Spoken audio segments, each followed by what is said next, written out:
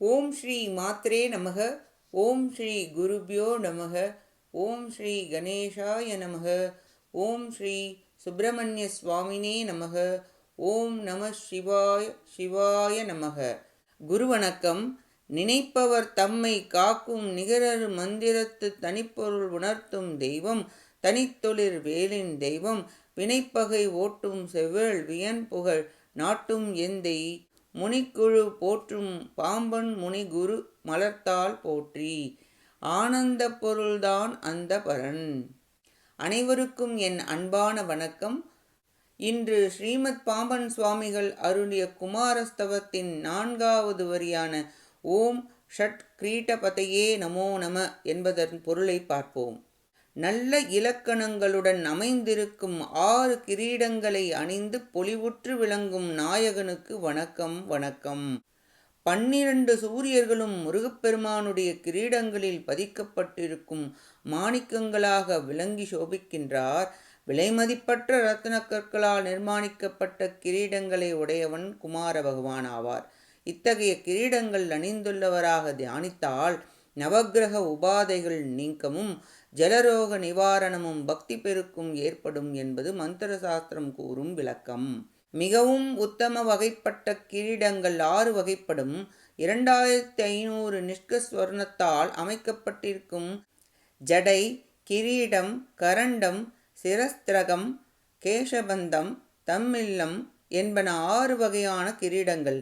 இன்ன தெய்வங்களுக்கு இன்ன வகையான கிரீடங்கள் அமைக்க வேண்டும் என்பதற்கு சில்ப சாஸ்திரங்களில் விதிமுறை கூறப்பட்டுள்ளன.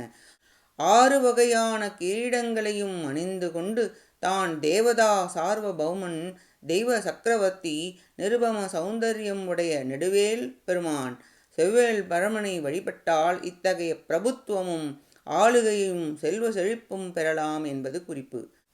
தன் கட்டளையை எவராலும் மீற முடியாது என்பதை எடுத்து காட்டுவது கிரீடம். சகல புவனங்களாலும் மறுக்கவோ மீறவோ முடியாத இவருடைய கட்டளைக்கு பயந்துதான் உலகங்கள் எல்லாம் கண்ணாக விளங்கும் சூரியன் பிரகாசிக்கின்றான் என்று கூறுவது ஸ்காந்தம். எனவே உலகின் ஒளிக்கு அவனே காரணம் என்பதை குறிப்பன 6 கிரீடங்களாகும். அடுத்த வரியான ஓம் ஷட்கோண பதையே நமோ நமக. 6 கோண வடிவில் அமைக்கப்பட்டிருக்கும் சக்கரத்தின் அதி தெய்வமாக விளங்கும் நாயகனுக்கு வணக்கம் வணக்கம். இறை வழிபாட்டில் எந்திர வழிபாடும் ஓர் அம்சமே. ஆகமத்தில் கூறிய முறைப்படி அமைக்கப்பட்டிருக்கும் எந்திரமே சுபத்தை கொடுக்கக்கூடியது. பக்தி ரசம் ததும்ப ஆலயத்திற்கு சென்று இறைவனை வழிபடுதல் உத்தமமாகும். சுப்பிரமணிய பெருமானுக்கு உரிய சக்கரம் யந்திரம் ஷட்கோண சக்கரமும் மகா ஷட்கோண சக்கரமும் ஆகும். ஷட்கோண சக்கரத்தில் 5வது ஆவரணமாக 6 கோணங்கள் அமைந்திருக்கும். இவை பரமசிவ பீடம், ஜெயந்தி பீடம், சித்த பீடம், பூர்ணகிரி பீடம், பூர்ண பலபீடம், வனகிரி பீடம் என்பது 6 பீடங்களையும் சிவன், நாராயணன், சக்தி, கணபதி, சூரியன், பைரவர் என்னும் பீடாதிபதிகளையும் குறிக்கும். இத்தகைய ஆவரணத்தில் சாநித்தியம் கொண்டு விளங்கும் சண்முகப் பெருமானுக்கு வணக்கம் என்பது மந்திரத்தின் பொருள். மகாஷட்கோண சக்கரத்தில் 3வது ஆவரணமாக அமைந்துள்ள அறுகோணங்களில் ஜெகத்புவம், வசத்புவம், விஸ்வபுவம், ருத்ரபுவம், பிரம்மபுவம், புவனபுவம் எனப்படும் 6 பிரம்ம மூர்த்திகளும் சுப்பிரமணியர், குமாரர், ஹரசூனு, சூராக்ரஜர், சேனாபதி, சுரேஸ்வரர் எனப்படும் ஷண்மூர்த்திகளும் இடம்பெற்றிருப்பர். இத்தகைய ஆவரணத்தில் சாநித்தியம் கொண்டு விளங்குகின்ற சண்முகப் பெருமானுக்கு வணக்கம் என்பது மந்திரத்தின் பொருளாகும். கோணங்கள் என்பதற்கு மண்டலங்கள் என்று பொருள். யாகசாலையிலும் தீக்ஷா காலங்களிலும் பல்வேறு மண்டலங்கள் அமைத்து மண்டலேஸ்வரர் என்ற மகாதேவனாகிய பரம்பொருளை அர்ச்சிப்பர். இம்மண்டலங்களுள் முக்கியமானவை 6. அவை ஸ்வஸ்திக மண்டலம், சர்வதோபத்திர மண்டலம், கௌரி திலக மண்டலம், உமாகாந்த மண்டலம், லிங்காத்வஜ மண்டலம், லதாலிங்கோத்பவ மண்டலம் என்பன. இன்ன காலங்களில் இன்ன மண்டலத்தில் இறைவனை பூஜிக்க வேண்டும் என்று விதிமுறைகள் உண்டு. இந்த 6 வகை மண்டலங்களிலும் எழுந்தருளி இருப்பவராகிய செவ்வேள் பரமனுக்கு வணக்கம் என்பது மந்திரார்த்தம். கோணம் என்பது இருப்பிடம், ஆசனம் என்பதாகும். முருக வழிபாட்டு காலங்களில் எழுந்தருளி இருக்கும் ஆசனம் 5. அவை அனந்தாசனம், சிம்மாசனம், யோகாசனம், பதுமாசனம், விமலாசனம் என்பன. அனந்தாசனம் முக்கோண வடிவமுடையது. விமலாசனம் என்பது அறுகோண வடிவுடையது. போஜனம் நிவேதனம் கொண்டருளும் பொழுது பெருமான் இவ்வாசனத்தில் இடம்பெற்றிருப்பார். அனைத்து ஆசனங்களிலும் எழுந்தருளி அன்பர்களின் உபசாரங்களை ஏற்றருளும் நாயகப் பெருமானுக்கு வணக்கம். எல்லா உயிர் கூட்டங்களின் பசியை போக்க வேண்டி ஷட்கோண வடிவமான விமலாசனத்தில் வீற்றிருப்பது போஜனத்தை கொண்டருளும் முருகப்பெருமானுக்கு வணக்கம் என்று பொருளும் உண்டு. 6 கோணம் வஜ்ராயுதத்தை குறிக்கும். வஜ்ராயுதத்தால் தான் முருகப்பெருமான் சிங்கமுகாசுரனை சம்ஹாரம் செய்தார்.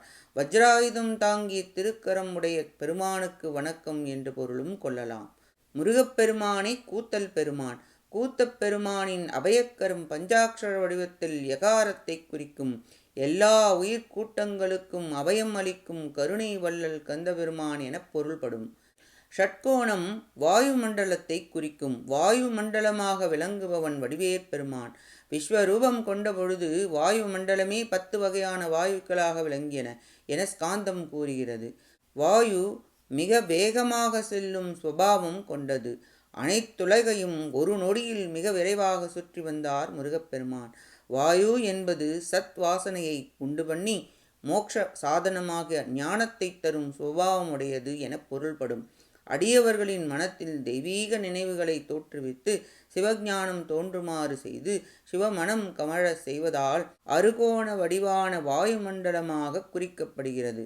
வாயு பீஜம் எம் உயிர்களுக்கு உயிராக இருந்து உள்ளத்தை செலுத்துபவன், மூச்சாகி உயிர்களை இயக்குபவன், 7 வகை மருந்துகளையும் 7 வகை வாயு மண்டலங்கள் வீசும்படியாக செய்பவனாக வாயு பதியாக வடிவேல் பெருமான் விளங்குகின்றார் எனக் கூறி இன்று ஓம் ஷட்கிரீட பதையே நமோ நம, ஓம் ஷட்கோண பதையே நமோ நம என்ற குமாரஸ்தவத்தில் 2 ஸ்தோத்திர மந்திரத்தின் விளக்கப் பொருளை பார்த்தோம்.